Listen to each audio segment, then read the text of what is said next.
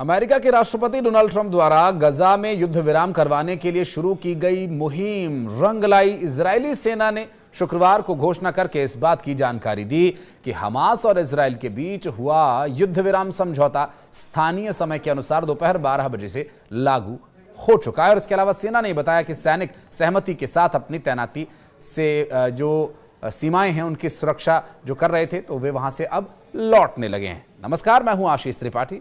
Israeli सेना की तरफ से यह बयान ट्रंप की पीस डील पर इजरायली कैबिनेट की मुहर लगने के बाद सामने आया। एजेंसी रॉयटर्स के रिपोर्ट के मुताबिक मध्य गजा इकट्ठा हुए हजारों लोग स्थानीय समयानुसार दोपहर 12 बजे सेना की वापसी की घोषणा के बाद खंडहर हो चुके अपने घरों की ओर लौटना शुरू हो गए। इससे पहले फलस्तीन अधिकारियों ने शुक्रवार सुबह गजा के कुछ हिस्सों में भारी गोलीबारी की जानकारी दी थी। रॉयटर्स की रिपोर्ट के मुताबिक मध्य गजा में इकट्ठा हुए हजारों लोग भी स्थानीय समयानुसार दोपहर 12 बजे सेना की वापसी की घोषणा के बाद खंडहर हो चुके अपने घरों की ओर लौटना शुरू हो गए हैं। फलस्तीनी अधिकारियों ने शुक्रवार की सुबह गजा में कुछ हिस्सों के अंदर गोलीबारी की बात का भी यहां पर जिक्र किया था। हालांकि ये जो परिस्थितियां बनी उनके लिए जो कोशिशें की गई, उन कोशिशों में अब डोनाल्ड ट्रंप की भूमिका काफी महत्वपूर्ण है। शुक्रवार को इजरायली कैबिनेट के द्वारा ट्रंप की योजना को मंजूरी मिलने के बाद मध्य पूर्व में पिछले 2 साल से जारी युद्ध पर विराम लग गया। शुक्रवार की सुबह प्रधानमंत्री नेतन्याहू के ऑफिस की तरफ से जारी एक बयान में कहा गया कि कैबिनेट में बंधकों की रिहाई के लिए एक समझौते को मंजूरी दे दी गई है। हालांकि इस बयान में समझौते के उन पहलुओं का जिक्र नहीं किया गया जो कि पहले से ही विवादास्पद है। इजरायली सुरक्षा अधिकारी ने नाम न बताने की शर्त पर यह बताया था कि सेना को जिस रेखा पर वापस भेजा जा रहा है वहां पर गजा के लगभग 50% हिस्से को अपने नियंत्रण में रखेगी। रिपोर्ट्स के मुताबिक गजा में युद्ध विराम लागू होने की घोषणा होने तक गोलीबारी जारी रही। एक स्थानीय निवासी के द्वारा जो बताई गई जानकारी है उसमें यह पता चला कि गोलीबारी काफी ज्यादा हुई। इसके अलावा कई अधिक इजरायली विमान उड़ान भरते नजर आए। हालांकि 2 साल से चल रहे इस विनाशकारी युद्ध को समाप्त करने की दिशा में एक महत्वपूर्ण कदम उठाए जाने की बात भी सामने आई है। व्यापक युद्ध विराम योजना कई सालों को अनुत्तरित छोड़ देती है, कई सवालों को अनुत्तरित छोड़ देती है, जिसमें यह भी शामिल है कि क्या और कैसे हमास निरस्त्रीकरण करने वाला है और गजा पर शासन कौन करेगा। रेड क्रॉस की अंतर्राष्ट्रीय समिति ने कहा कि ऑपरेशन के पैमाने और गति को देखते हुए बंधकों और कैदियों की उपेक्षित जो रिहाई है पिछले कई समय से ये तुलना में अधिक चुनौतीपूर्ण इन दिनों नजर आ रही है। दरअसल ICRC के मुताबिक क्रिश्चियन कार्डन जो उनके प्रवक्ता, उन्होंने कहा कि शुक्रवार को जिस दिन ये युद्ध विराम की जो कोशिशें हैं वो परवान चढ़ने लगी।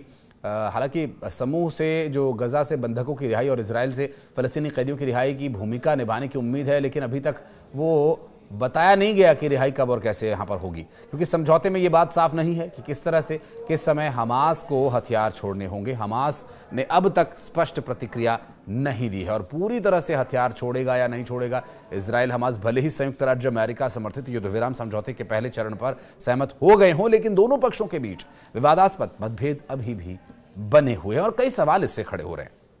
खासकर जब बात फलस्तीनी समूह के हथियारों की आती है। इजराइल लंबे समय से इस बात पर जोर देता रहा कि यदि गजा पर 2 साल से चल रहे युद्ध को समाप्त करना है तो हमास को अपने सभी हथियार सौंप देने चाहिए। साथ ही इजराइल ने यह भी मांग की है कि हमास फलस्तीन क्षेत्र का शासन छोड़ दे, एक संगठित जिस तरह से होकर के युद्ध को समाप्त करना है उसके प्रयास में सहयोग करे। हमास ने सार्वजनिक रूप से अपने हथियार सौंपने की अपील को ठुकरा दिया।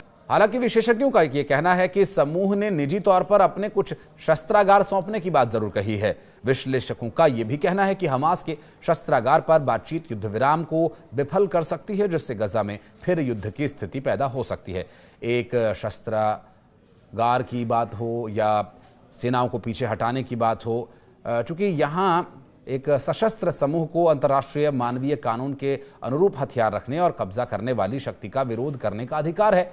यह माना जा रहा है कि बड़े हथियार जैसे मिसाइल्स तो हमास छोड़ सकता है, लेकिन कभी अपने छोटे और हल्के हथियार नहीं छोड़ेगा और ना ही परिष्कृत सुरंग नेटवर्क का नक्शा सौंपेगा, जिसे बनाने में उसने दशकों लगा दिए।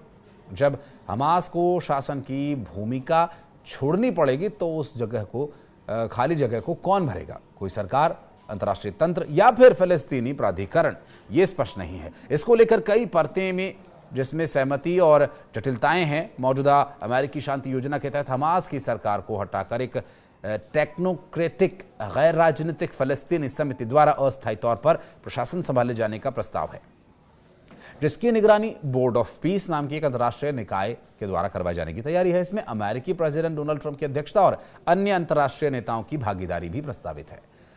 शांति योजना के मुताबिक हमास की भूमिका प्रशासन में नहीं होगी।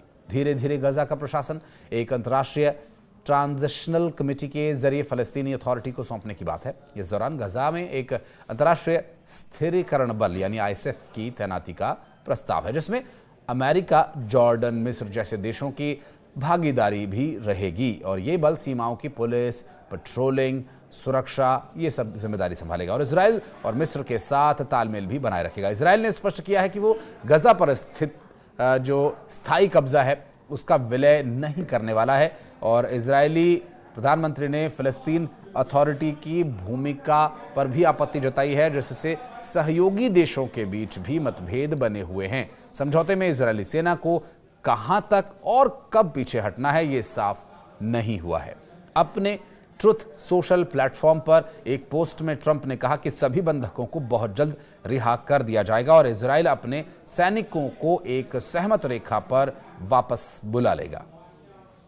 सहमति वाली रेखा जहां पर भी ये सहमति बनी है, इसका मतलब है कि 4 अक्टूबर को ट्रंप द्वारा साझा किए गए एक अस्पष्ट मानचित्र से है, जिसमें रेखा को सहमत रेखा बताया जा रहा है, जिसके अंदर का क्षेत्र लगभग 155 वर्ग किलोमीटर यानी 60 वर्ग मील है, जिसके लगभग 210 वर्ग किलोमीटर 58% हिस्सा इजराइल के नियंत्रण में जा रहा है, जिससे उल्लेखनीय बात यह भी हो जाती है कि इजरायली सेना कई पूर्व घनी आबादी वाले फलस्तीनी इलाकों में मौजूद रहेगी और इसके अलावा इजराइल गजा के अंदर और बाहर सभी क्रॉसिंग्स पर नियंत्रण जारी रखेगा, जिसमें मिस्र के साथ राफा क्रॉसिंग भी शामिल है।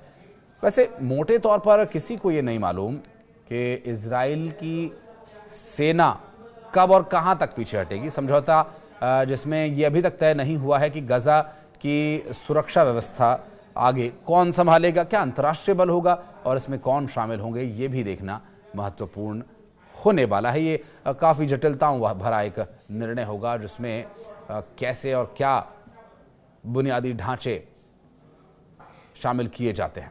क्योंकि अभी तक जो बातें सामने आई हैं, इन सुविधाओं को जो कि एक इंसान के लिए मूलभूत सुविधाएं, बिजली, सड़क, पानी जैसी सुविधाओं को फिर से बनाए जाने की भी इसमें बात की गई थी। अब बड़ा सवाल ये कि इसे कैसे किया जाएगा, राहत सामग्री कैसे और किसके माध्यम से वितरित होगी, इसमें हमास समर्थकों और अन्य सशस्त्र समूहों की क्या भूमिका होगी, ये भी देखने की बात होने वाली है। और युद्ध रुक रहा है तो बहुत अच्छी बात है, शांति से बेहतर और कुछ भी नहीं।